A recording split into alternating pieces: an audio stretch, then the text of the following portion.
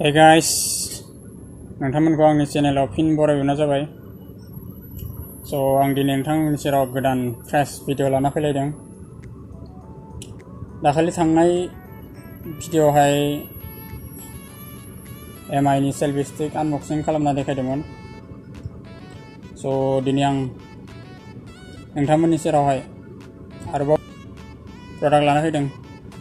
बेखौबो आं नोंथांमोननि सेराव दिनै आनबक्सिं आरो फुल रिभिउखौ देखायगोन।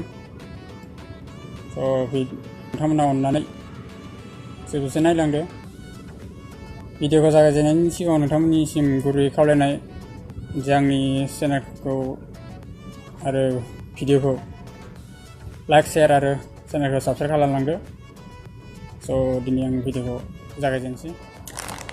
बे जाबाय MI नि mask MI Kn95 protective mask packet.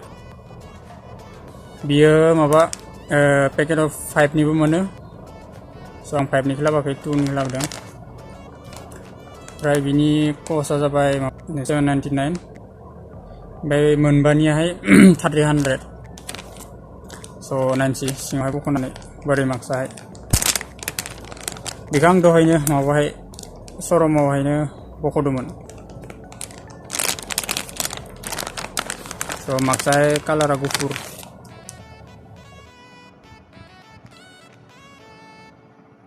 मास्कआ बेनो। बेहा आरो माबा माबि दं। इउजार मेनुएल,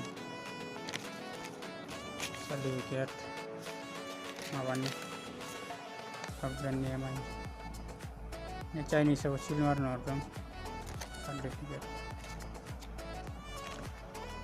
बेनोसै आरो मास्कआहाय। मास्कआव लिरनाय दं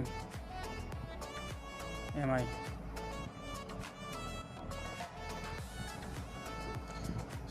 आंनि बायदिहाय मोजां नांदों। गुरै आरोना मास्कआ गोबा, लानोबो मोजां नांगोन। बाखि जेबो गैला।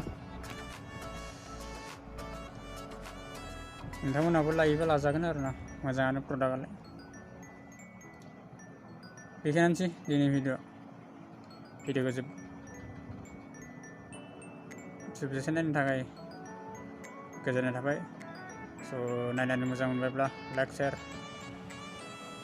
कमेन्ट आरो चेनेलखौ साबस्क्राइब खालामनो।